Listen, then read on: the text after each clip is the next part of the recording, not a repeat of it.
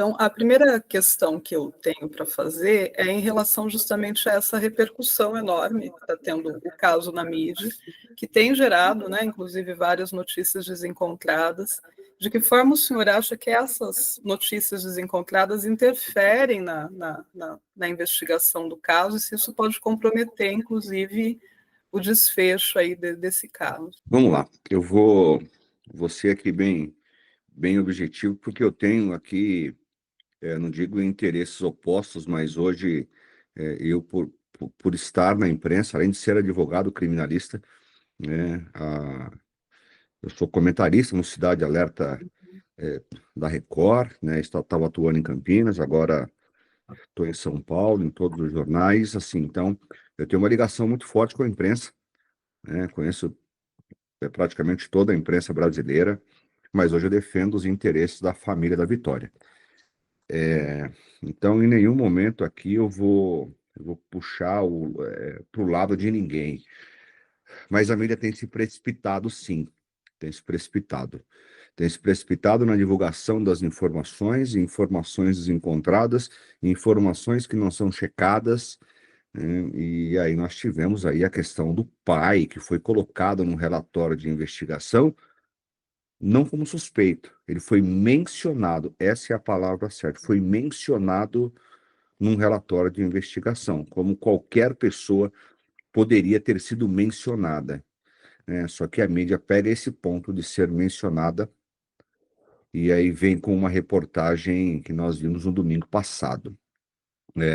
Tenho muito apreço pelo Cabrini. Cabrini, além de um grande jornalista, é um amigo particular, um amigo particular, a gente sentar e tomar café junto na casa dele, e só que a partir do momento que ele obteve, e aí é a fonte dele que passou, ele tem todo o direito de preservar a fonte dele, vocês como um canal ligado à imprensa, vocês têm esse direito de resguardar, de manter em sigilo, até por segurança, a fonte de vocês, né? Só que naquele momento ele, né, gentilmente, faço questão de citar isso, me ligou e disse: olha, porque ele já tinha passado um sábado inteiro gravando com a família.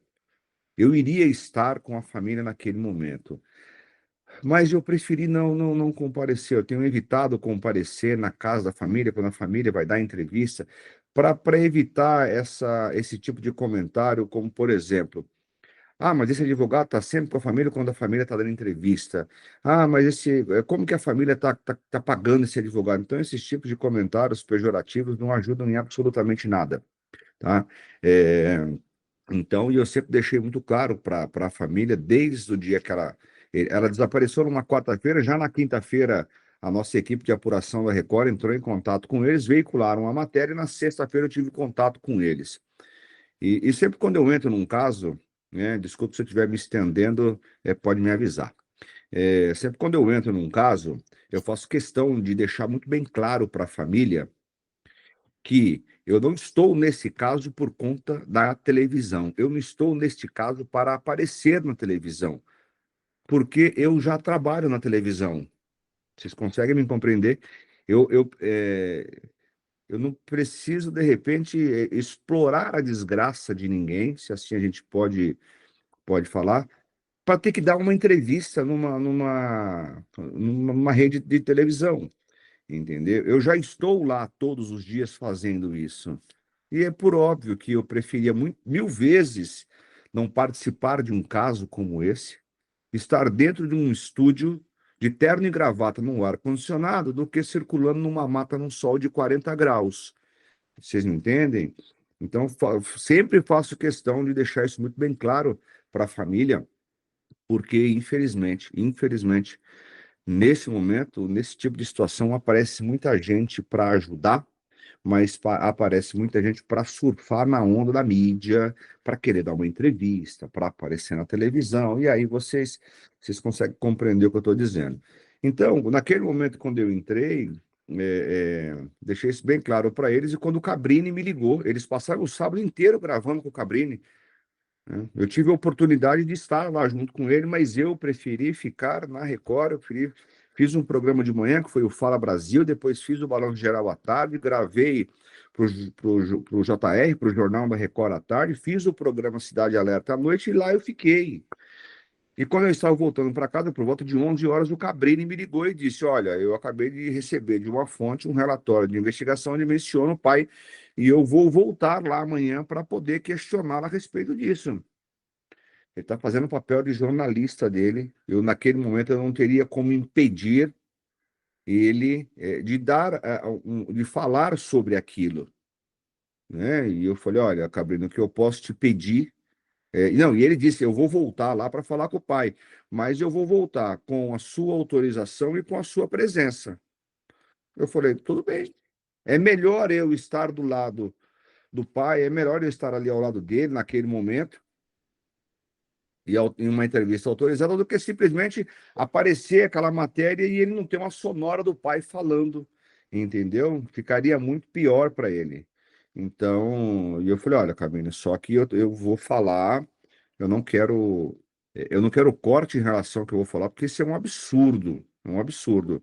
Eu vou mencionar na reportagem que eu vou procurar a autoridade policial para esclarecer esse assunto. Porque suspeitar de um pai que perde uma filha da maneira que perdeu é uma atrocidade jurídica isso. É uma atrocidade jurídica, né? Então, aconteceu tudo o que aconteceu, a repercussão foi gigantesca. Na segunda-feira eu não conseguia usar o meu telefone, porque eu, digitando alguma coisa, de segundo em segundo entrava uma ligação. Naquele dia eu recebi 632 mensagens, né? Tive que deslocar um pessoal da equipe do meu escritório para me ajudar nisso. Mas depois do Cabrini entrou num programa no Balanço Geral à tarde, né? E falou sobre isso, falou que tudo estava esclarecido, que não havia suspeito. O delegado depois veio numa coletiva e cravou isso e estava resolvido. Ok. Mas essas informações, elas acabam atrapalhando e muito.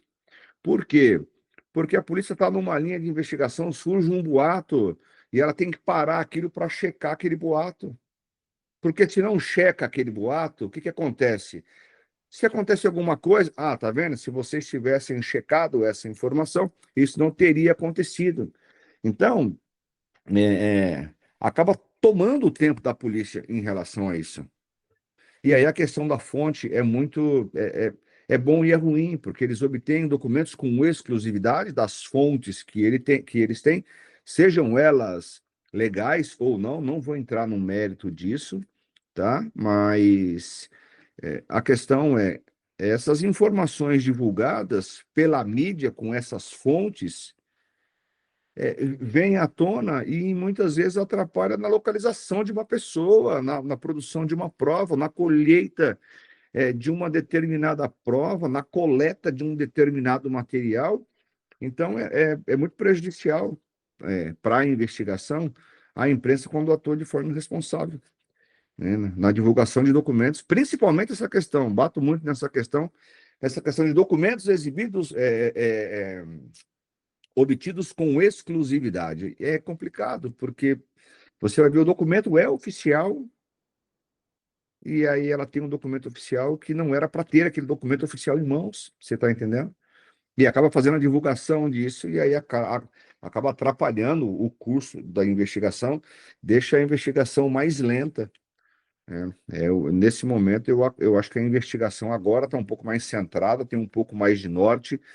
Não é novidade para ninguém da imprensa, nem para vocês, nem para mim, nem para a família, que a investigação esteve, sim, por um determinado período meio que perdida. Tá? Não sei se internamente lá com eles estavam centrados, mas o que deu transparecer para nós, aqui, quando digo nós, eu digo imprensa, digo eu, na qualidade de advogado da família, eles achavam que a polícia estava um pouco perdida, e é normal isso, não tem problema nenhum. É um crime que envolve uma região de 9 milhões de metros quadrados, né? Um crime com requintes de crueldade. Teve o evento de uma senhora que foi encontrada morta num local que tem relação com o rapaz que está preso, e aí encontra o corpo naquelas condições, uma semana depois encontra cabelo no mesmo local, dias depois ferramentas no mesmo local. Então, assim, não dá para a gente esperar e pleitear que isso seja resolvido de uma semana para outra. Não. Lógico, a gente quer uma resposta o mais rápido possível, o mais rápido possível. Mas é normal isso levar tempo, porque você carece da maturação de provas técnicas, que é a perícia, né? Você colhe um material, você tem que mandar para a perícia, tem que esperar. A lei não determina um prazo específico para que um laudo pericial fique pronto. É de acordo com a demanda do instituto. Então, assim, a gente tem que esperar essas provas, por isso tem feito, faço questão de todas as oportunidades que eu tenho de falar do trabalho da polícia, sem fazer lobby nenhum, não preciso disso, tá? Mas o doutor Fábio Senac sempre me atendeu prontamente, designou um escrivão, que é o Cícero Cláudio, um profissional assim, muito gabaritado, para cuidar especificamente desse inquérito, né? E eu vejo que agora tomou mais um pouco o centro da situação e tem avançado, por isso é que eu acredito que nos próximos dias, de tudo aquilo que foi colhido na extração de telefones, começam a fazer a ligação entre algumas pessoas. Eu acredito sim que nos próximos dias aí nós temos uma novidade. O desfecho total, não sei, mas um avanço muito grande, sim.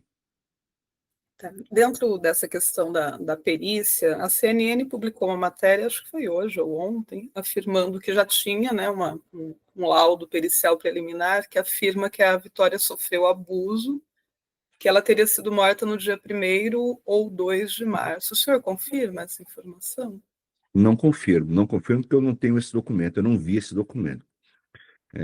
Como é que funciona? O inquérito policial, quando ele é mantido sob sigilo, ninguém pode ter acesso. Quando eu digo ninguém, é ninguém. Nem o advogado do acusado e nem o advogado da família, no caso eu. Tá? Sigilo, não pode. Por quê?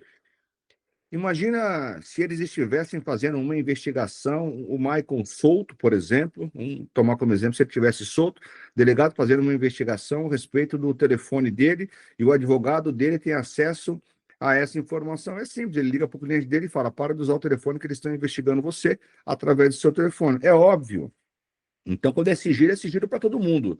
Só que existem documentos que já estão documentados.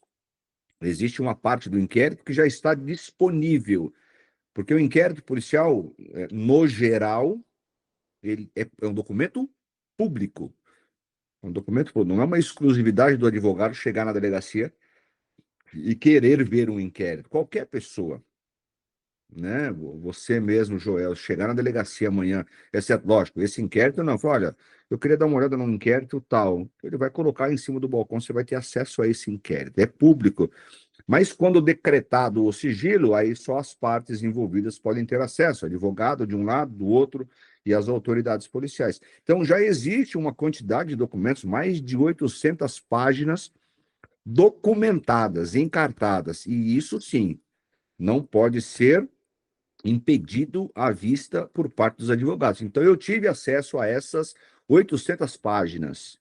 Está tudo comigo aqui, fotografado, guardado certinho. Eu não vi esse laudo. Então, enquanto eu, doutor Fábio Costa, não tiver acesso a esse laudo, não olhar esse laudo, olhar que ele estiver na minha mão, eu não confirmo. Ah, mas a CNN pode ter obtido esse laudo com a fonte com exclusividade. Aí é uma outra questão. Oficialmente, eu não tive acesso a nenhum laudo. Não só esse laudo, na questão do exame dela, se houve ou não um abuso sexual, não. Eu vou levar para a família essa informação quando eu tiver uma informação oficial. Esse é o meu papel dentro desse inquérito policial. Pegar as informações oficiais, traduzir e levar até a família. Então, nesse momento, eu não confirmo essa questão do laudo. Tá certo. E aí, pensando nisso, né, na questão da família, como é que a família tem lidado com essa avalanche de informações, né? O pai dela foi exposto ali no programa da Patrícia Poeta de uma forma muito pesada, depois a própria maneira como a imprensa conduziu aí a possibilidade dele ser um suspeito também foi bem pesada. Como é que a família tem lidado com tudo isso? É assim, só fazendo um parênteses em relação ao programa da Globo, sem menosprezo algum, mas colocou o pai numa situação vexatória, uma situação desnecessária, entendeu? O pai tão pouco quer saber qual foi a motivação.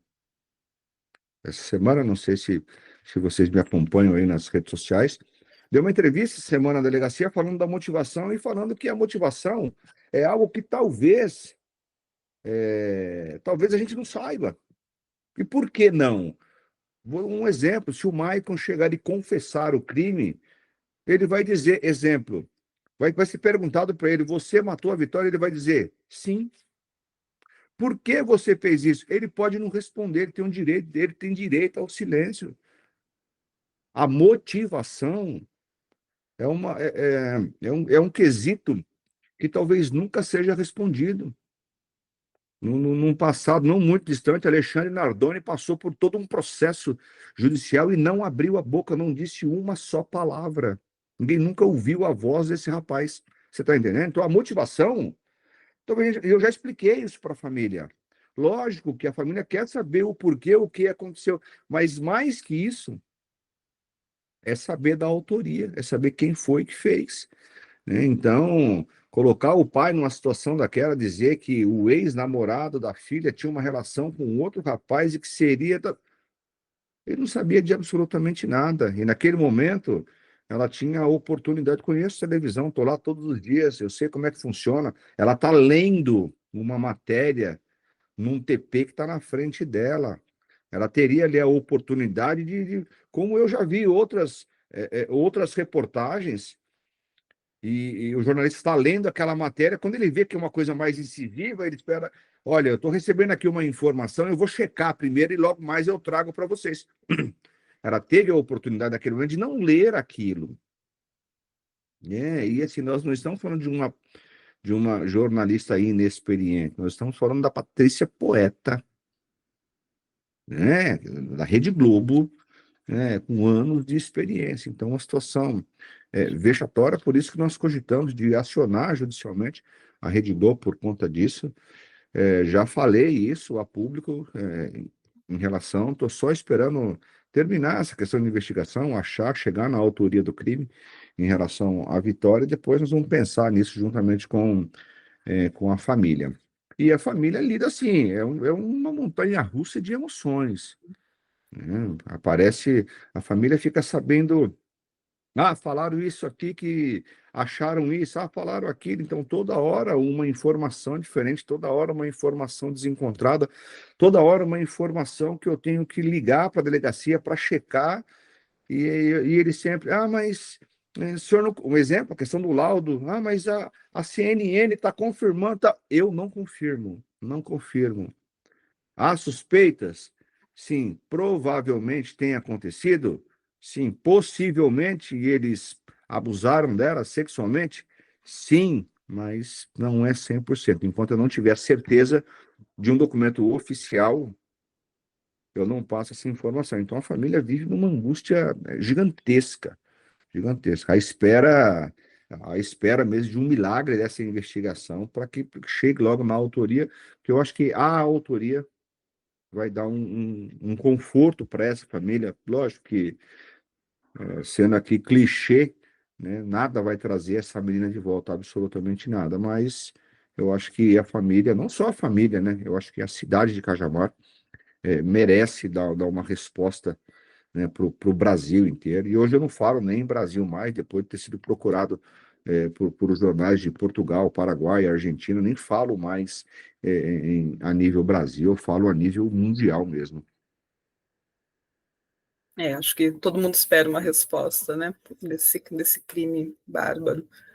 Uma última questão que eu tenho é com relação ao Marco. Até o momento ele foi o único preso, né, o único que continua preso.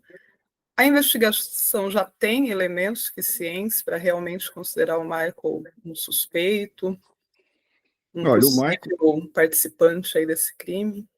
tudo leva a crer que ele tem a participação, tudo, tudo, né? Primeira questão, as questões subjetivas, vamos lá. Um fio de cabelo foi encontrado no carro dele. Gente, é assim, por que que eu falo subjetivo? Porque qualquer carro, qualquer um, se pegar um carro novo e você utilizar ele uma semana para fazer uma perícia, você vai encontrar um fio de cabelo num carro. Então, um fio de cabelo num carro, e sem demérito nenhum, sem ser pejorativo em relação ao veículo dele, um veículo um pouco mais antigo, é óbvio, óbvio, por mais lavado que fosse, por mais limpo que estivesse, um fio de cabelo seria encontrado. Então, isso não é novidade para ninguém, tá? Agora, tem que esperar a perícia. É subjetivo falar que ele é culpado por conta disso. Agora, o carro dele passou no local onde ele estava, entendeu? Subjetivo também, porque você não tem a comprovação de que ele estava ali para cometer um crime.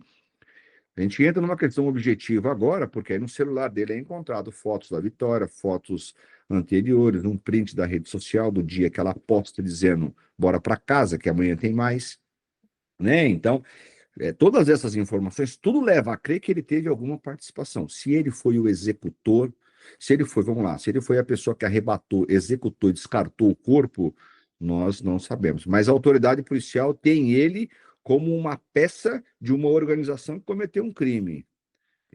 Tem ele uma peça de uma pessoa, de várias pessoas que se associaram para cometer esse crime. Eu acho pouco provável, isso é uma experiência que eu tenho, agora é uma questão pessoal minha, né? 15 anos eu faço isso. Eu acho pouco provável que ele tenha feito tudo isso sozinho. Acho pouquíssimo provável. Posso estar enganado, e se eu estiver enganado, venho a público e digo, não tenho o menor problema com isso. Mas a minha experiência hoje, o meu feeling de trabalhar em casos como esse, lembrando que trabalhei no caso com a família da menina Lara, né, de Campo Paulista, a Lohane, Rio Grande da Serra, Giovana, de Jacareí. Então, assim, eu tenho uma certa experiência em relação a isso. O que fizeram com essa menina, ninguém fez só. Tá? Então, ou ele arrebatou, ou ele executou, ou ele descartou, ou ele estava num contexto com outras pessoas. Mas hoje a polícia tem ele como suspeito número um, e hoje eu digo suspeito, eu sempre tratava como averiguado até sair a prisão dele. Tá? Eu sempre procuro usar aí os termos, por mais que as pessoas às vezes tenham um pouco de dificuldade, né, para entender, eu falo, e às vezes isso até na televisão, a gente fala um termo e a nossa linguagem na televisão tem que ser uma linguagem um pouco mais simples para que as pessoas entendam. Então eu sempre falei desde o início que ele estava sendo averiguado. Uma pessoa que está sendo averiguada, aí você tem que explicar o que é averiguado. A partir de hoje eu o considero como suspeito. Por quê? Porque já tem a decretação da prisão de uma pessoa. E a partir do momento que se tem a decretação da prisão de uma pessoa, é porque ela é suspeita. Suspeitaram que ela participou, estão suspeitando que ela participou. Essa é a fundamentação do juiz. Ele não vai decretar a prisão de uma pessoa, lembrando que a prisão é a última hipótese, a última ratio, o último elemento que você tem, né? Você tem monitoramento eletrônico, você tem prisão domiciliar, você tem medidas cautelares, né? Você tem todo um aparato jurídico antes de você determinar a prisão de uma pessoa. Mas hoje eu considero ele como o único e principal suspeito. Ainda acredito que a polícia deva, nos próximos dias, chegar, pelo menos, em mais duas pessoas. Acho que é isso, né, Dwi? Tá. Doutor, assim, novamente eu me sinto muito lisonjeado pela sua participação. Muito obrigado, viu? E obrigado também pelo trabalho que o senhor tem feito, porque a gente sabe que é uma família humilde, que é uma família pobre, e que talvez se o senhor não tivesse à disposição de defendê-los, eles estariam com muito menos esperança de conseguir aí chegar nas pessoas que fizeram isso e tiraram a vida da pobre filha deles. Muito obrigado, viu, doutor, pelas duas coisas, pela participação e pelo que o senhor tem feito no caso, tá? Imagina, eu acho que a minha participação junto à família, eu acho que dá esperança, dá um pouco mais de acesso a eles. E assim, não quero, sem soberba nenhuma, sem querer ser melhor do que ninguém, jamais isso. É, a polícia reconhece o trabalho que eu faço, né? E hoje, né, sendo um dos advogados mais conceituados do estado de São Paulo, eu acho que isso traz um peso, é fato, tá? A gente não está aqui para dizer, eu sou o bonzão, não. Mas fato é que eu construí um nome, né? E esse nome hoje, a título de acompanhar uma família no inquérito policial, isso pesa e pesa muito, né? Assim, não que se fosse outro advogado, a família não estaria bem assistida, e estaria sim, mas eu acho que nesse caso em específico precisava de uma pessoa um pouco mais, sabe, uma pessoa de um pouco mais de nome para acompanhar, tanto que eu acompanhei esse caso na quinta-feira, e aí olhei já à noite, repetiu esse caso, eu falei, cara, tá estranho isso, a gente tem um feeling, né, para olhar e saber o caso se vai ou se não vai, como é que está a situação da família. E naquele momento eu percebi uma família humilde, perdida nas informações, uma menina que não é o perfil de uma menina que está envolvida com o crime organizado, porque quem está envolvido com o crime organizado não vai trabalhar num shopping 2 horas para ir, 2 horas para voltar, né? Saindo do shopping 10 horas, chegando em casa quase 1 hora da manhã, tendo que andar numa escuridão daquela. Então não era o perfil, né? Foi no momento que eu resolvi ligar para a família e me colocar à disposição naquele momento para poder ajudar e deixar bem claro para eles que qual era o meu papel aí. Meu papel não era ficar na frente de câmeras junto com ele, tanto que com o Cabrini lá no dia eu nem estive, em tantas outras oportunidades que eles deram em entrevistas, eu não participei, não participo, né? Prefiro fazer o meu trabalho nos bastidores, que o meu objetivo é dar uma resposta para eles. E em relação à participação, agradeço o convite, peço desculpas aí se eu não te atendi antes, é porque acho que você deve imaginar como é que está o meu telefone, então, assim, eu tenho começado uma jornada às 4 horas da manhã e terminado 11 horas. Tem 15 dias que eu durmo 2 horas por dia, né? E eu sempre procuro atender todos, às vezes até num horário diferenciado, hoje, por exemplo, né? Porque a gente sabe da importância da imprensa num caso como esse, né? Da televisão, das mídias digitais, das produtoras independentes, das mídias independentes, porque eu acho que quanto mais informação for levada para a família de forma responsável, eu acho que isso ajuda e ajuda muito. Por isso que eu sempre faço questão de falar mesmo, sabe? De levar a informação para esses veículos, para que essa informação seja divulgada de forma correta e oficial, né? Tenho certeza que quando você publicar a sua matéria, você não vai dizer, eu estou aqui com laudo, eu confirmo um laudo que... Não, quem está confirmando é outra emissora que recebeu. Eu conversei com a pessoa que teve acesso a todos os documentos e lá não tem um laudo, pronto. Então é legal a gente falar, porque aí a informação vai e a informação vai de uma forma correta. Beleza, obrigado, Fábio. Eu espero que Maravilha. você tenha uma boa noite aí com a sua reunião e É, tal, e uma boa semana. Se precisar, a gente está aí, beleza? maravilha, João. Obrigado pelo convite. Adriana, obrigado aí. Parabéns pelo trabalho de Muito vocês. obrigada. E se tiver Obrigada, algum boa noite. questionamento, a gente se fala lá pelo WhatsApp. Tá certo. Tá Obrigada. bom? Boa noite. Nada, imagina. Boa noite para vocês. Tchau. Tchau. Tchau.